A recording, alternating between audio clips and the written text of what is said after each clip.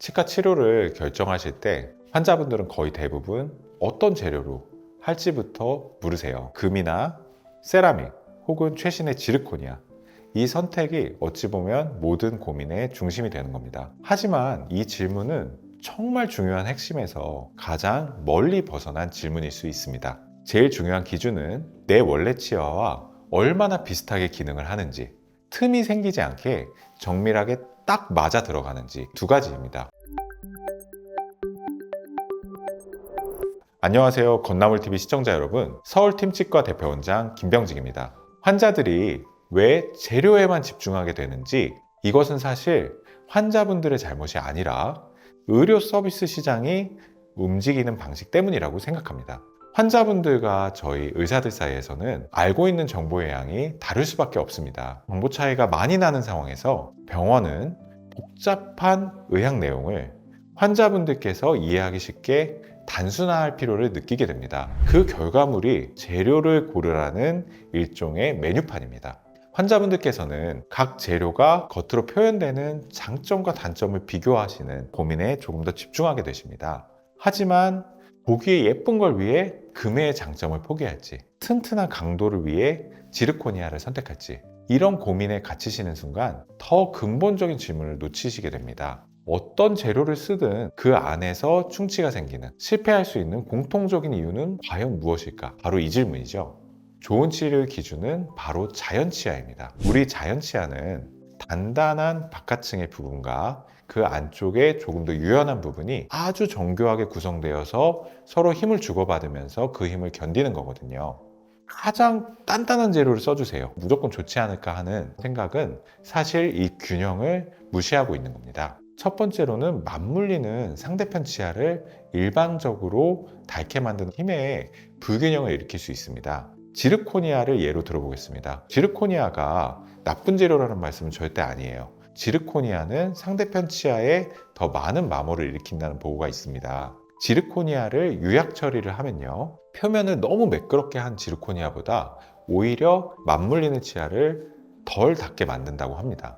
다듬기가 덜 된 거친 표면이 상대편 치아를 닳게 만드는 주요 원인이었던 거죠. 지르코니아를 쓸까 말까가 아니라 그 재료를 얼마나 정밀하고 정교하게 다듬었는가가 더 중요했던 겁니다. 여러분, 금리 예전부터 많이 하셨죠? 금이 예전부터 좋은 재료로 알려진 이유도 간단해서가 아닙니다. 하지만 원래 우리가 가지고 있는 자연치아와 마모되는 속도가 가장 비슷하다는 점이었는데요. 가장 단단한 걸로 해줘요, 원장님. 어찌 보면은 가장 문제의 핵심과 떨어져 있는 요구라고 볼 수도 있는 거죠. 두 번째 실패 이유가 있습니다. 치료 자체의 구조적인 실패입니다. 모든 인공치아 치료의 궁극적인 목표는 틈새를 완전히 밀봉하는 건데요. 만약에 작은 틈이 있다면 입안에 있는 세균들이 들어오게 되고요. 음식물 찌꺼기도 들어와서 재료의 종류와 상관없이 치료가 실패할 수 있습니다. 아무리 간단한 재료를 선택했더라도 치아와의 경계에 작은 틈이 생기면 치료는 사실 구조적으로 실패한 겁니다. 작은 틈이 생긴 것 자체가 실패의 끝이 아니고요. 그 이후에 줄줄이 무너지는 거의 시작점입니다. 세균들은 한번 들어오게 되면요, 치아 안에서 기하급수적으로 번식하게 됩니다. 그 안쪽에 있는 나의 자연 치아를 썩게 만드는 거죠.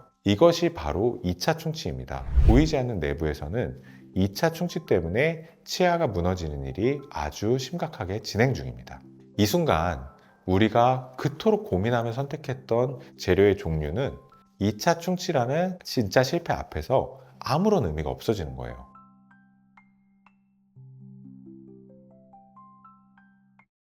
그런데 여기서 많은 환자분들께서 가장 혼란스러워하는 지점이 생깁니다. 어떤 의사는 치아 바깥 부분을 지켜야 한다고 하고, 어떤 의사는 오히려 더 적극적으로 깎아서 완벽하게 씌우는 것이 2차 충치를 막는데 낫다고 말하기 때문입니다. 저는 치과 전문의로서 둘 다 틀린 말이 아니라고 생각합니다. 누가 나쁜 의사고 좋은 의사고의 문제가 아니라 진료 철학의 차이거든요.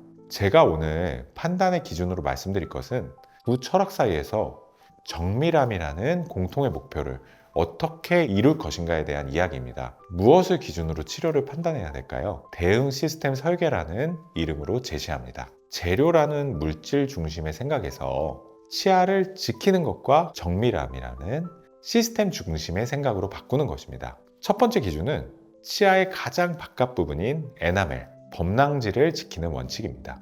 2차 충치를 막는 가장 강력한 방법은 2차 충치가 시작될 틈 자체를 만들지 않는 것이죠. 틈을 막아내는 가장 좋은 방어선이 내 치아의 가장 단단한 바깥 부분입니다. 최소한만 깎아내는 것은 단순히 치아를 아끼자는 구호를 넘어서 그 경계의 틈을 막는 데 성공하기 위한 과학적인 전제 조건이거든요. 치과용 재료는 치아 바깥 부분과 그 안쪽 부분에 서로 다른 방식으로 붙게 됩니다. 치아의 맨 바깥 부분은 매우 단단하고 건조하고 안정적이어서 표면을 처리한 뒤에 재료가 바깥층으로 스며들어서 굳는 미세한 기계적 결합을 이룹니다. 반면에 바깥 부분이 다 깎여 나가서 드러난 안쪽 부분, 수분도 많고요. 다른 이물질들도 많아서 안정적인 결합이 아무래도 제한되게 됩니다. 결합 강도가 낮다는 거죠. 안쪽 부분에 대해서 치과 의사들이나 치과 재료 연구자들은 예측 가능하게 잘 붙는 접착제를 항상 연구하고 있어요. 하지만 그 효과는 아직도 제한적입니다. 따라서 최소한만 깎아낸다는 것은 치아가 가장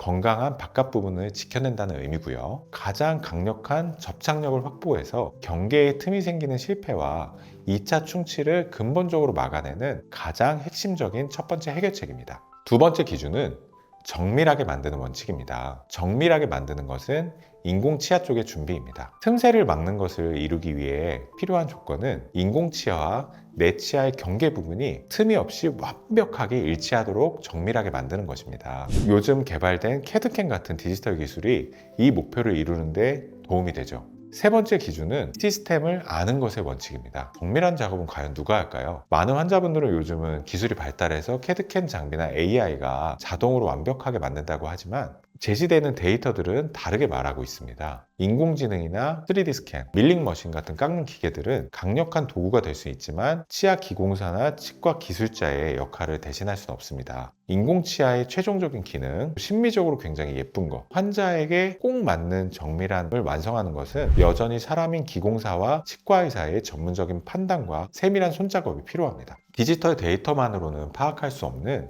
환자 한 분 한 분의 저마다 다른 신체 조건, 구강 조건 등을 반영해서 최종 조정을 해야 되거든요. 이제 우리는 환자로서 가져야 할 질문을 근본적으로 바꾸셔야 합니다. 어떤 재료가 가장 단단한가요가 아니라 재료가 다른 정도가 내 원래 치아와 얼마나 비슷한가요? 물으셔야 합니다. 레진이나 세라믹, 지르코니아처럼 무엇을 선택하냐가 아니라 식당에서 메뉴 고르듯이 고르는 게 아니라 2차 충치의 가장 훌륭한 방어성인 치아의 맨 바깥 부분을 최소한으로 깎아서 지킬 수 있는 것이 무엇인가 질문하셔야 돼요.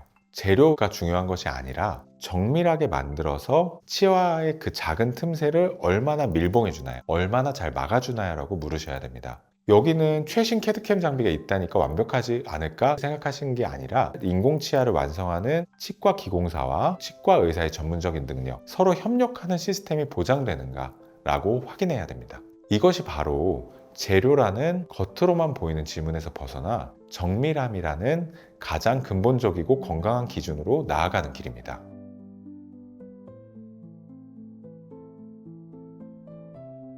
지금까지 서울팀치과 대표원장 김병직이었습니다. 감사합니다.